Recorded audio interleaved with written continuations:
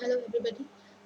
This is my first video lecture recording that you will be seeing. It will be followed by a series of recorded videos. Not many at that, because I will be looking forward to finishing an entire topic in a single video, so that you can have access to it as a whole and watch and re-watch it according to your own comfort. And it will be there, so you can revisit it as many number of times you deem is required. So we will begin, or I will begin from where I had left off. And I would like to assume that you have read the essay, The Metaphysical Poets, completely and made some sense of it. You at least know what Eliot is saying, the key terms, the key theories that he produces or propounds in his essay, or what he talks about. The key terms or the key phrases or the primordial theory that he wants to explain in his essay being the dissociation of sensibility. So this video lecture, this is going to be about that theory, Eliot's theory of dissociation of sensibility. And we will try to see if he is correct in defining the theory the way he does in his essay, even though uh, post the publication of his essay, Eliot himself had confessed that he should not have defined the theory as he had defined in the essay that was published in 1921. So when he was giving lectures in due course of time, in retrospect, he thought that he shouldn't have defined it the way in which he actually did, and therefore giving rise to a huge series of controversies which already existed before he confessed to his mistake. And then again, the scholars took it up and tried to expand it into a very full-fledged, debatable issue. So let us begin by adhering to what Eliot tries to say. At the end of this lecture, I will be giving you names of two essays which you need to read in order to understand what Eliot is trying to say, in order to come to a complete understanding, and at the end of it, whether or not you would like to accept what he says or reject what he says. Nonetheless, we need to know both the sides of it without any prejudices, and then come to a valid conclusion. So, this dissociation of sensibility, in his essay, Eliot says that it is a split that occurs during the transition of the 16th and the 17th century. He essentially says, or specifically points to the fact that it is during the 17th century that this dissociation occurs. And we will be trying to uh, revolve around this notion of his, that he says it is specifically the 17th century. However, if we try to analyze what he is trying to prove by this fact, by this factual statement, it is essentially a form of nostalgia that he speaks of, and that we are by now quite aware of, that Eliot and most of his contemporaries were nostalgic about the past. They wanted to return back to a time which they thought was most appropriate for their thoughts to be expressed. And therefore, when he reads the literature of the 17th century, he sees that there is an acute deviation from what was practiced during the ages that preceded it, or the writers of the 17th century who had borrowed from their ancestors of the Elizabethan reign, or early Elizabethan reign, more correctly, the 16th century, the Renaissance, the Romantic period, all these things. He saw there was a deviation from the thought processes during from the thoughts that was existent and prevalent during the metaphysical age of Donne and Marvel, and then there was a split that occurs with the advent or the popularity of Milton, and then in the 17th century. So there is an acute sense of nostalgia that we find over here, and we feel that it is quite evident that he wants to go back to that metaphysical age. Now, what was happening before that? It is very important that we have a clear understanding of the historical overview and what is happening during the metaphysical age. See, a literary scholar analyzes literary texts and then comes to conclusions and then interprets and then devises a theory as to explain and prove and provide a solid background for the theory that he has expounded.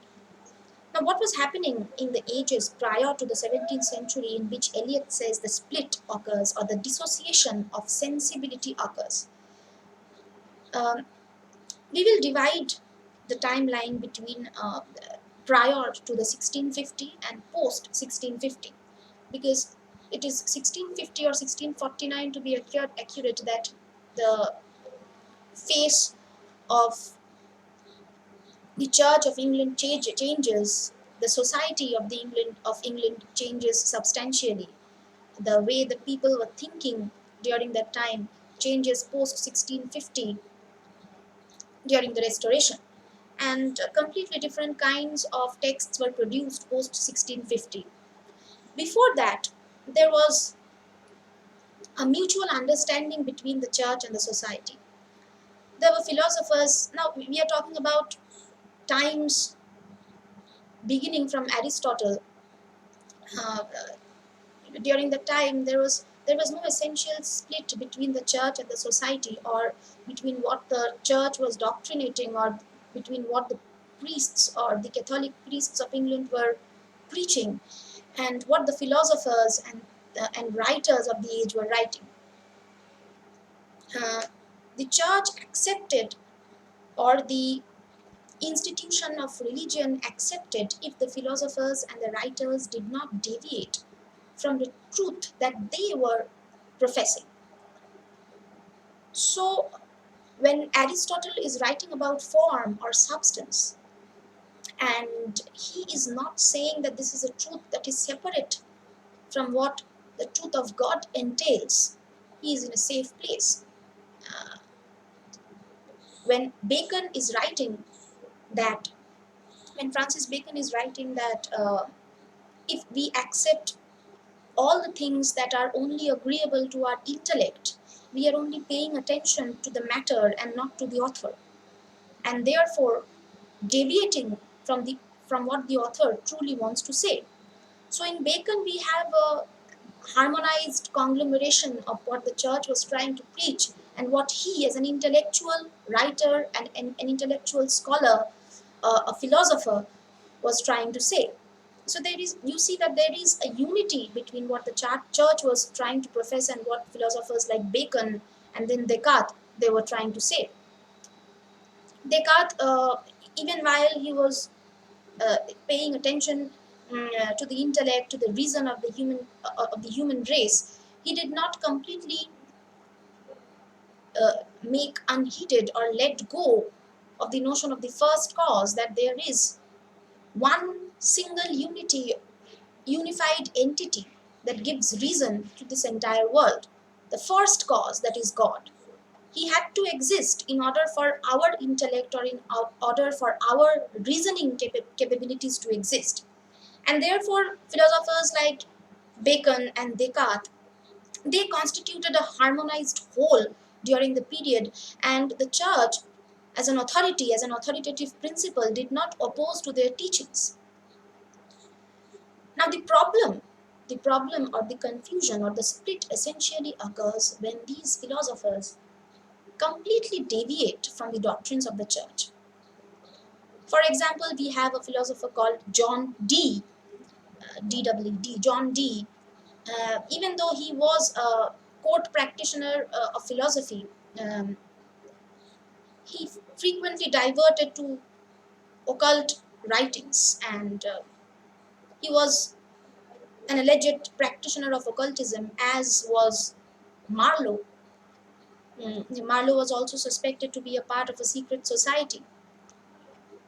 So these two are examples of a problematic circle. In them we find nuances of deviation. In them we find that they want to create a truth that is separate from the truth that was doctrinated by the church. And this was a threat. This, as a threat, could not be suppressed. So, the problem or the split essentially lay between the philosophers who completely deviated from the accepted doctrines of the theologians. Before the split, there were people like Bacon and Aristotle and Copernicus and John Dee who were making statements somewhat different from what the church was indoctrinating, yet they were in harmony with the preachings. The theologians did not oppose to the philosophers' writings completely and absolutely. And the problem arises when the curiosity of men, when the curious nature of the human race exceeded the possibilities that were sanctioned by the one and only institution which was running the Society of England at that point of time, and that was the Church of England. Mm, the curiosity or the curiousness of certain writers and certain philosophers brought into the forefront a trend which is now very well enmeshed within the modern theory as we are accustomed to it. And this curiosity gave rise to a term, or developed into a term called image.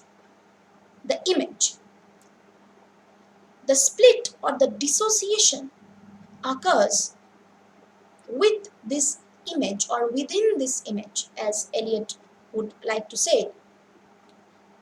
Now, this image is not different from what we have learned from various modern theorists. They are just termed differently. It was substance for Aristotle, it was imagination for Coleridge, it was the vortex for the vorticists of the modern period, the symbol for the symbolists. So, all of these terms, they are essentially the same thing, an image. Now, what is this image? That is the major question that we need to answer in this lecture, or by the end of this video you need to understand what this image is, because the understanding is important, because the entire Western society, the entire Western philosophical society, or the entire Western scholarly attitude has been towards analysis of this image in its complete and unified form, in its complete wholeness, where it exists in harmony. Now, harmony with what? What is this harmony? What does this term harmony entail in case of the image? As as I did say before, there was a split that was occurring between what the church was propagating and what these philosophers were. These philosophers, as in the naturalists, they would be called the naturalists at a later age. Naturalists or propagators of naturalism, they're very simple to explain. Take the example of Newton, the scientist, the writer, the philosopher, the scholar. What was he talking about? What was his one big contribution to the entire human race that changed the face of science, or more correctly speaking, that changed the face of entire knowledge formation as we know it? He gave us laws. He gave us certain structures, regulating structures that govern us, that were no longer attached to God or to that entity who is absolute, to that abstract entity who is only, or who can only be defined, or who can only be brought to the forefront by your or by our dissemination of acute faith and belief, and nothing else than that. We cannot touch the phenomenon called God. It is faith and it is belief. So this was an abstract force that was said to govern the human race and the civilization. Naturalists came up and they said that this is not the case. This is not what is happening. There are natural laws, there are natural causes that govern our working of day to day. And this was what Newton was saying. He was saying that there are things around us, external and internal forces around us, that need not necessarily revert us back to that abstract entity of absolute God or divinity or the church or the preachers or the practitioners of the belief of Christianity. People like Newton or scientists or the naturalists, they were saying that there are natural laws which exist between the people, which govern our working, which govern our human race. So if every action has an equal and opposite reaction, you see that this neither this action nor the reaction can be tethered back to God, can be tethered back to the absolution of the church. And this was dangerous because a school of thought such as naturalism or the curiosity of these people, they were essentially dismantling an establishment. They were usurping, if I may use the word, they were usurping an institution which relied heavily on supernatural sanction for it to exist. The church was propagating a kind of teaching, or it was preaching a kind of knowledge, or it was giving you or the people of England a kind of knowledge that had to be laid back on the shoulders of an abstract entity, a supernatural causes, something that is beyond your reach, or something that you can reach only after you have crossed the threshold of the physical world, the fruits of which you can not consume while you are living. The naturalists came and they gave us certain laws which showed to us, or which proved to us, that that is not absolutely true, that we ourselves have certain responsibilities to this world, that if we act in a certain way, there will be a reaction, or there will be a chain of events that will follow that particular action, that can essentially be called the consequences of an action that I or we or the human race has committed or carried out. This was the threat. Now, this was the split that was essentially occurring during that time, during the metaphysical age, the Renaissance, the Romantic period, the Restoration, the Elizabethan reign. Essentially, during reign, Queen Elizabeth's reign, this split is occurring. We see that there is an utter confusion in the belief system of people, uh, which I have already discussed in the class, the religious confusion that was going on during that period. And this is essentially the dissociation that Eliot is talking about. The dissociation is among or amongst the signifying processes of human beings. Now, concretely, we have to put it in concrete terms then. Like, what exactly is he saying that we have dissociated from and dissociated into? Now, this is where the notion of the image comes in. And this is where it is important to understand or to know that the theory of dissociation of sensibility is essentially a development of the modern theory of the image, which, as I said, has been used in different terms by different people. Now, Frank Kermode, in his essay, eponymous essay of Dissociation of Sensibility, he says that this theory involves a theory of form which excludes or strictly subordinates all intellectual speculation, and which finds in music, and better still in the dance, an idea of what art should be, entirely free of discursive content, thinking in quite a different way from the scientists. Now, this image, or the term image, or dissociation of sensibility, or the theory of image, which Eliot restricts to analysis of Literature, yes, true, we are talking about literature over here, not music, not dance or the other finer arts, but literature. He's saying Frank Kermode is of the opinion that this modern theory of image establishes a kind of authority of the artist. The artist, by propagating the theory of the image or having his belief hung over this particular word and not over the word God or not over the notion of God, the artist assumes certain kind of monopoly. Monopoly over what? Over truth. Not the truth per se. Because the artists will not believe, artists particularly of contemporaries of Eliot and Eliot himself, modern artists, even though we can easily bring Blake into this circle, we can bring Donne into this circle, so it's overlapping, of course.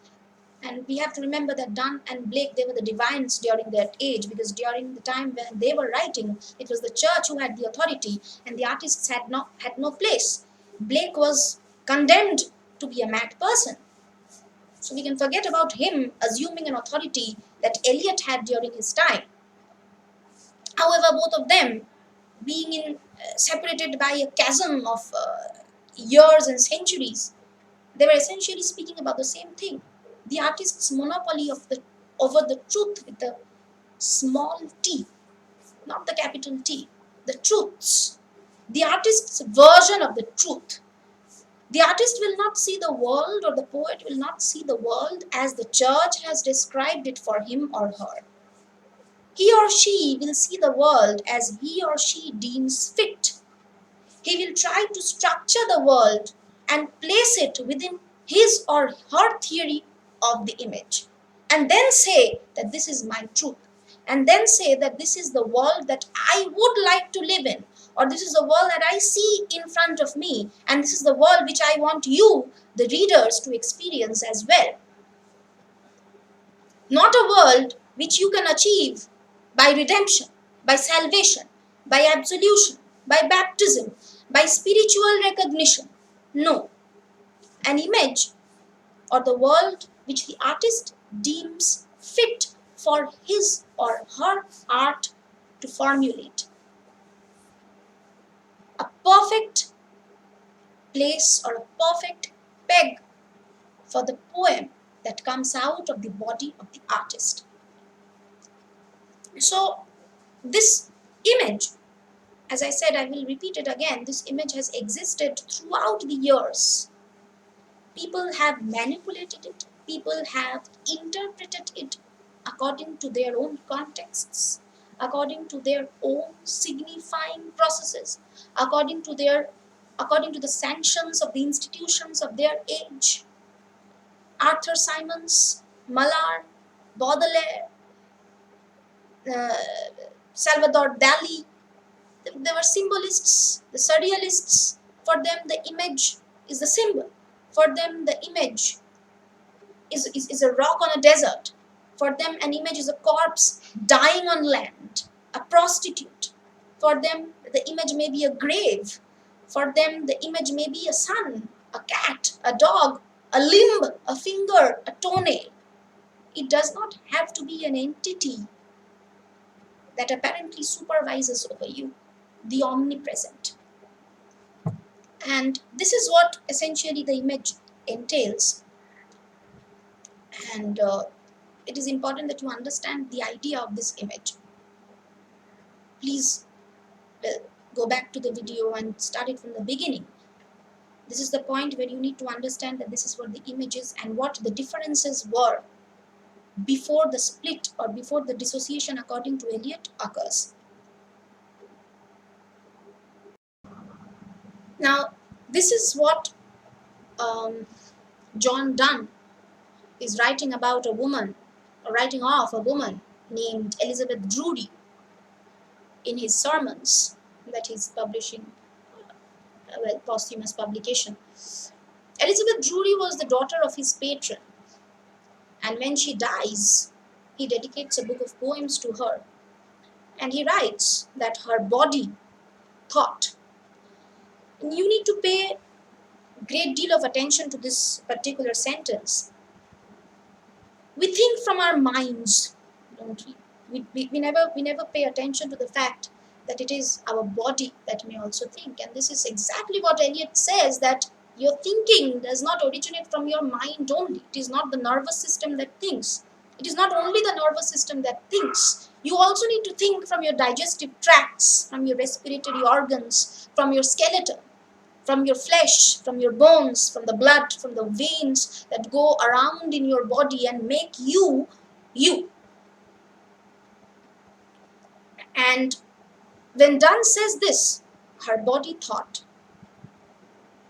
one thing that must come to your mind is that body and thought are being brought together in a single, unified, coexistential platform, that one can happen from the other. So when the church was trying to establish the truth of the mind and the body, the king being the mind or the head from which all the thoughts and significations and morals and regulations and customs and traditions are being born and distributed among his body parts, that is the society, that is the king's subjects. Done as a metaphysical poet, the one whom Eliot truly misses, says that Elizabeth Drury's body thought. Now, this is what Eliot wants to do and asks all of his readers to practice as well, is that do not separate the form from the thought. So, if thought is in its gaseous form, is like a shadow, is like Shelley's Demogorgon. It wants to occupy space. It is alive. It is pulsing. It is thought, after all. It can think. So it just wants to occupy a space, and it will be occupying the space that you provide to it. Not just the mind, but the entire body. Because your body is something that is transient. It is not permanent. That is where the church essentially makes a split. It is that the spirit that resides inside you, your thoughts, they are immortal, whereas your body is perishable. But the entire Western scholarship, or the or scholarship of theory, or the philosophers, we will find, if you want to come to a very vague but very valid conclusion, is that all of these people, they are saying essentially the same thing, that do not separate form from feeling. Do not separate the matter and the author. Do not separate thought and feeling. But they are one. They are one and they exist in harmony. And therefore, I will again quote a line by Frank Kermode. And therefore, Kermode says that form and meaning are coessential. And the image belongs not to the mechanical world of intellect, but to the vital world of intuition. Now, what is this but the aesthetics of the symbolist? What is this but the image of the imagist and the vortex of the vorticists and the ideogram that Ezra Pound was writing about? It is this essential inseparability or indissociation or indissociability of art, or particularly of a poem, that a poem does not separate thought from feeling. And this is essentially what the dissociation of sensibility is about, that the 17th century poets, they separate thought from feeling, and they do not produce it, or they do not interpret it as a unified whole. And that is the problem, and that is the issue that Eliot takes up and tries to resolve. And why is this so important to Eliot?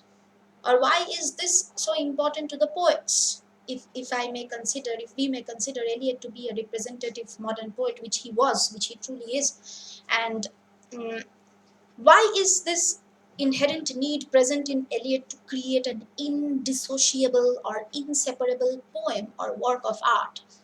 Because Eliot, being a modern writer, a product of a society that saw two world wars, a society which was using terms like existentialism, free will, bad faith, globalization. What this society, what this modern society entailed, was an acute sense of loneliness, isolation, helplessness, hopelessness. And this indissociable or inseparable form of art is the only place, or is the only umbrella under which they could find shade in this white, hot sun of modern existential sensibility, where a proofrock does not know where to go.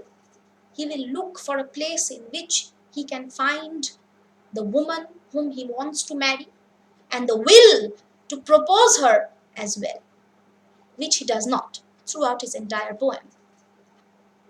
And not only Eliot, but all his contemporaries, they will be looking for, or they will be running after, this possible indissociable or inseparable form of art, which was very much essential for them in order to establish their position, in order for them to carry out or to carry forward or continue in this heartless and hopeless world of the modern 20th century. It is also important to understand or know that why Eliot chooses Donne and Milton.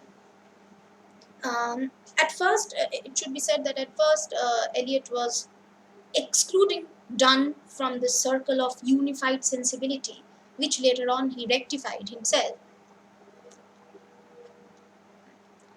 He'll continue with it. And why Milton then? Milton, when he was writing Paradise Lost during the 1670s, post 1670s and onwards, he was writing after a period that we will be calling the fall. The fall in both of its senses. The fall being the original sin. The original sin is the one singular idea which ties us, or which ties the entire European tradition to this supernatural thought, to the otherworldly, or to the transcendental possibilities. The original sin that occurred before Adam and Eve placed their foot on the world. The original sin, or the existence of the concept of original sin itself, lays the foreground for the existence of a spiritual, or of an other world, or of a paradise, or of a hell, or of any world which is not this earth, in which you and I inhabit. Now, Milton was also writing with, definitely both Milton and Donne were writing after the fall, but Milton was also writing after the fall in its second connotative meaning. The second connotative meaning being the fall of 1649. That is when Charles II, or post the year when Charles II comes to rule, when Charles I is beheaded, and when the Commonwealth or the Rump Parliament or Oliver Cromwell's government comes to power, during the reign of which Milton was writing. He was patronized by Cromwell, the Protestant that he was. So after this fall, Milton writes, right? Milton's works, we come across the works of Milton, in which he is writing about lofty ideas, in which he is using obsolete phrases. Right? In Paradise Lost, he does use phrases which were not the colloquial conversational terms of the age. Latin versions, anglicized versions of words, obsolete words, true. Now, Milton was pushed to this kind of writing essentially because after 1650 there was a split between the body and the soul, the head and the body, thought and feeling. There was a separation from the king with the subject. The king was no longer residing as the head of the body. Now the truth came from a different authority that did not call itself the king, that called itself a parliament, or in a very derogatory term, conclusive term, if I may say, a dictator. Now he cannot be called the king or God, and he was not. He was trying to run a society that was not labeled monarchical. Therefore, the old notion of king being the rightful heir to the society, king is the god of the world, king or the god, the divine right to rule, as was said. Cromwell's government did not propagate that thought. So post 1650 or 1649, there was a split between the body and the soul, according to the Catholics' belief. And Donne, who was writing before this fall, there was a unified sensibility in him. He was resurrected, true. Donne was not heeded for much during his time. And Eliot, in the essay The Metaphysical Poet, says that there was an acute fissure of thought and feeling in his poems, a chasm, a gap, which he denies, which he will go on to deny in the future. And so Eliot accused the Restoration as bringing an end to the poetry in which feeling or emotion accompanied thought. And when Donne was revived, when the works of John Donne was seen in retrospect, in the later half of the 19th century, there was an acquiescence of the fact, there was an acceptance, or there was a realization that in Donne's work, we do find an assimilation of thought and feeling. We do find emotion, passion, and intellect. We find alchemy, we find spiritualism, we find the flesh, the body, the concrete, and the abstract in all of his poems. And when Donne was revived, it continued a chain of these revivals. There was the Romantic revival. There was the revival of the aesthetics of Walter Pater. And then it led on to the parallel movement of the French symbolism. And that is how we have come to this concrete theory of aestheticism, in which art has a distinct function of its own, in which a poem is not responsible or accountable to hold fast or hold to the doctrines of the church, in which it is not responsible to the way of the world, if we put it like that, in which it has its own truth to propagate, in which the artist or the poet finds shelter, like Blake did in his mythopoeic world. And maybe it is this sensibility or this realization, maybe the realization that there needs to exist a unified sensibility, that led George Eliot to say of Donne, I will just quote what she says of Donne. She says that John Donne, the poet, is quick to discern but also quick to feel, because he possesses a soul in which knowledge passes instantaneously into feeling, and feeling flashes back as a new organ of knowledge. And what is she saying? She's saying that he was quick to discern, as in he was quick to comprehend by his intellect what he was seeing in front of him. But he was also quick to feel. And why? Because he possessed within himself a soul in which knowledge passes within a moment, within an instant, into feeling. And then that feeling flashes back or comes out of your body or of your mind as a new knowledge. And on the other hand, Eliot would say of Milton or Paradise Lost, that Paradise Lost is a text which you need to read twice in order to understand what the poet thought, and in order to understand, and the second time in order to understand what you feel.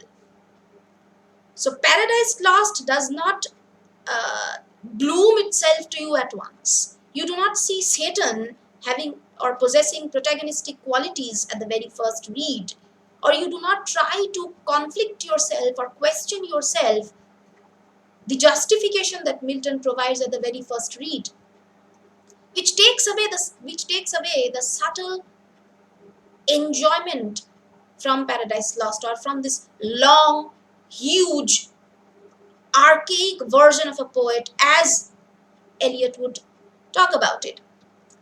And this is why there is the examples of Donne and Milton have been given so accurately, and it is important to understand why they were different from each other and on what grounds.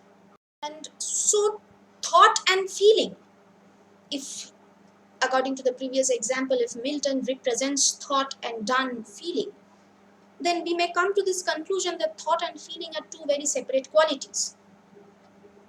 However, that is a bit problematic, because that is not the case.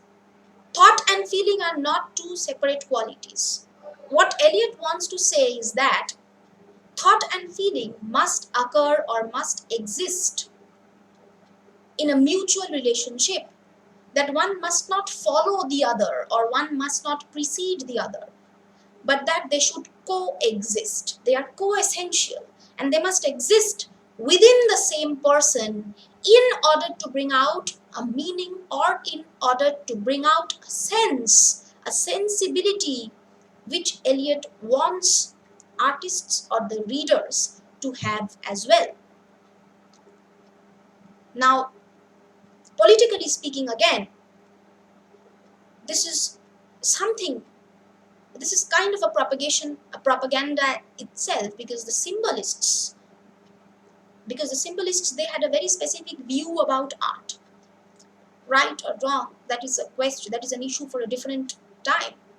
But they did have their own way of creating art, their own rules and manifestos and regulations and movements and revolutions, and coffee house politics and lectures and pamphlets and books and articles and reviews. They were an elaborate group, flamboyant, and they had their own structure.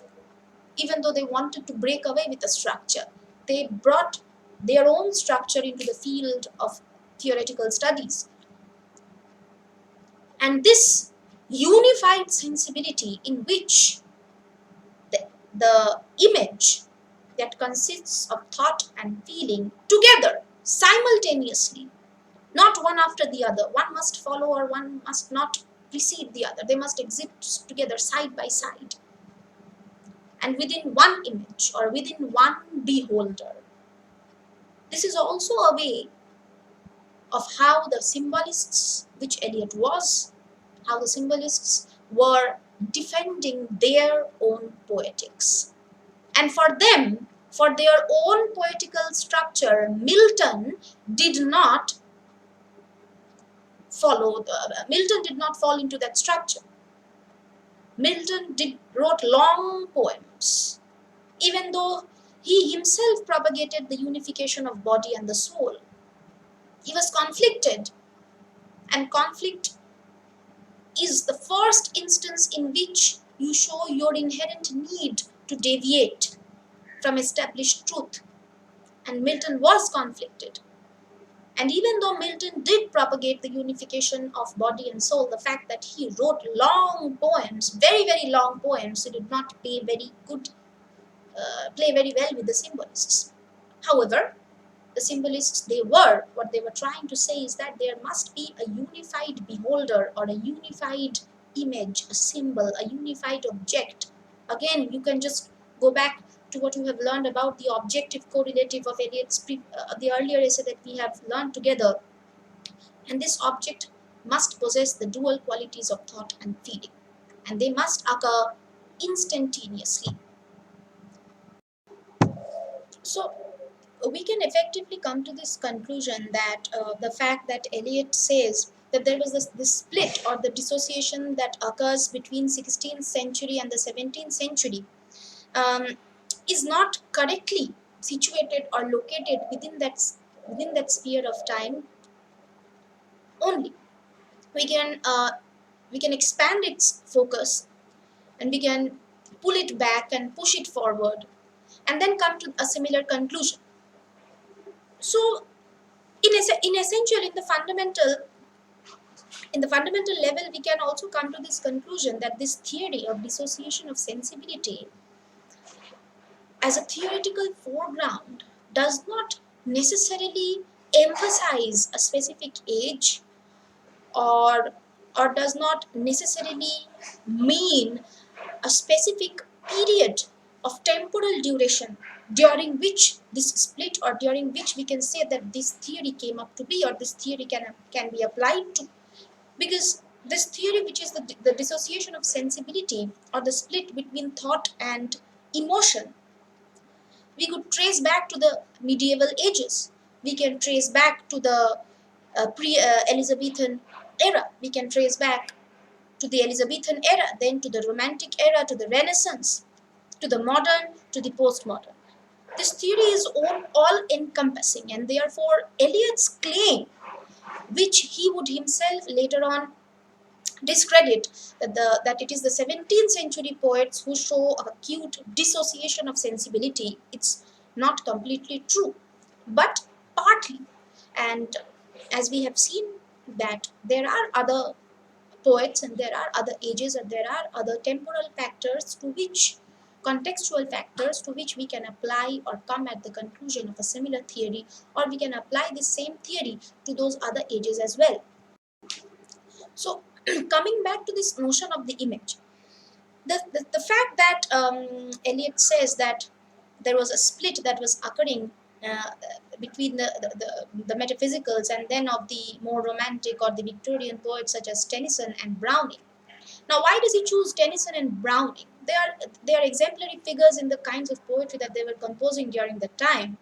They were opposing the doctrines of the church vocally and visually, and whereas on one hand, Arnold was lamenting the loss of faith with the advent of scientific uh, inventions and discoveries, where Arnold was for the argument that science was taking us away from absolute faith in God, that science was coming into direct conflict with our religious faith and belief. And therefore, Tennyson and Browning stood as the primary example of these kind of writers who were using their scientific belief systems in order to come away from the doctrines of the church, in order to come away from what the church was propagating as the only irrevocable truth with the capital T. However, what Eliot tries to prove, or Eliot tries to say, is that in these poems of Tennyson and Browning and such, there was a distancing, there was an atmosphere of distancing from feeling. Now, this feeling is not any sort of typical emotional, emphatic feeling during times of distress that we may define it so. This feeling is is kind of a play, if I may use the term, if I may use the term play with the Derridian connotations of it. If you go back and just read about or just try to find about what Jacques Derrida has to say about the word play, you will see that this feeling that Eliot talks about is a play of emotions and intellect.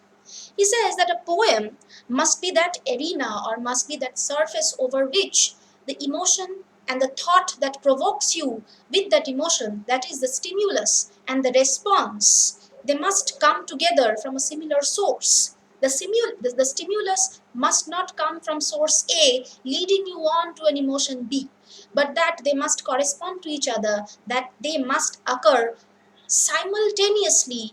As you smell the rose, you form the image of the rose. That is, as soon as the scent of the rose comes into and lingers in your nose, you form the idea and the image of the rose in an instant within your mind, and then in the very next instant, what comes out as the emotion is your love towards the rose. And therefore, we have lines composed during one of the time periods that Eliot talks about, that love is like a red, red rose, and that it gives you an image of a continuation, an image that is circular, that is the image of the rose giving rise to the feeling or the emotion of love inside of you, not separated from each other, not situated on different surfaces or different planes, but on a similar and a unified, harmonized surface. And this harmonized sphere that Eliot talks about, he laments the loss of it with the loss of the metaphysical wit.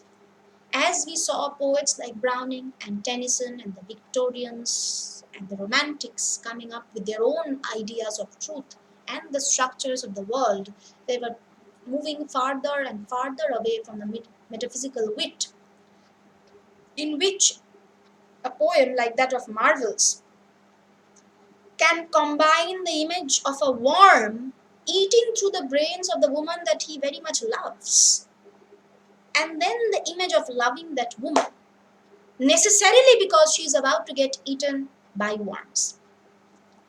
And this combined image gives you the emphatic poem or the representative metaphysical poem, The Good Morrow. And it is this loss of metaphysical wit particularly that Eliot laments. We have discussed about metaphysical wit in our class. I would like you to go back and revise on those lectures about the metaphysical wit. So even though these are disparate qualities, as in a metaphysical poet may at one instant read a political philosopher, may read a Spinoza, and then in the very next instant he might fall in love. And these two instances, even though they are farthest away from each other and they are never related to each other, they can be brought together into a simple emphatic image via or with the use of metaphysical wit or an elaborated conceit, as we saw in the poems of Donne, as we saw in the poems of Marvell. And even though Eliot was was opining that at that same point of time that almost all kinds of poetry do combine these disparate features, it is particularly the metaphysical combination. It is the particularly the metaphysical wit that he necessitates in a good poem, according to him, in which there is a superior infusion or a balanced mixing of the intellect and the emotion. Sorry, I'll just pause over here. And this metaphysical wit was nothing but passionate thinking. Passionate thinking is again curious and probing in its nature, because while you are thinking passionately, you are not thinking according to the how of what is around you. That is, you do not ask how this table came to be or how you came to be, but you ask why it came to be. The studying of the how requires the studying of the properties. The studying of the how requires an analysis of your physical qualities, of what components you are made of. But the analysis of why always takes you to a transient level. That is, from this physical and temporal world to that other, perhaps non temporal, perhaps immortal, perhaps existing. There is always a chasm of doubt. Metaphysical wit never thrusts its belief to be a singular belief existing in isolation, but it is all encompassing. It is, using Coleridgean term of imagination, it is SM-plastic. It is SM-plastic in nature, that is, it includes, it is all inclusive. When you are asking the question why, you are taken from your contexts beyond generations and beyond this human temporal world as well. And therefore his emphasis on the metaphysical wit, and therefore his dissociation being the lack or the absence, or being the absence of this particular metaphysical wit. And therefore he says that wherever this dissociation occurs, he says, as he quotes in his essay, he says that with the peace of the Augustans, the mood changed, and poetry, ceasing to be witty, became sentimental. But great poetry is always metaphysical, born of men's passionate thinking about love, life, and death. And this is what he is talking about. This is what he says. The poets following the metaphysicals, or poets post the metaphysicals, lack this quality of passionate thinking. There is another dissociation which also occurs according to Eliot. He says that there is a dissociation or a split that occurs between the language and the sensibility as well. Why language? Because language is the media, isn't it? Language is the via media, or the medium through which you are communicating. Language is the way in which you reach out. Language is the way in which your internal thoughts, or that passionate thinking, is structured or made into a coherent whole, so that another person who is not you, separate from you, may understand it in his or her terms as well. So during Browning and Tennyson, or Milton or Dryden, he takes up the examples of Milton and Dryden regarding this particular dissociation. He says that Milton and Dryden, they were using lofty words, huge sentences, composing big poems, purposeful poems. But they lacked that sensibility. They lacked, or they failed to choose the correct words in order to express the emotions that they were feeling. So they are dissociated. Milton and Dryden, both of these people, they are dissociated on multiple levels. They are dissociated in the fact that they do not emote what they are thinking, and they do not choose the correct words in order to convey their emotion correctly. And therefore they are dissociated on multiple levels, that their language is dissociated from their sensibility as well. And on the other hand, we have Baudelaire. He gives the example of Charles Baudelaire, who says that has a unique uh, capability of unifying his sensibility through the words. Like he paints a picture with his words. While you are reading a Baudelaire, you are forced to feel, and while you are reading a Milton, you are forced to think more accurately. While you are reading a Donne, you are made to think and feel. While you are reading a Dryden or a Milton, you only think and feel later. It is not that in Milton we do not find a unified sensibility, but that his unification of sensibility does not occur simultaneously. And therein lies the split, and therein lies this dissociation which Eliot talks about. And this also makes him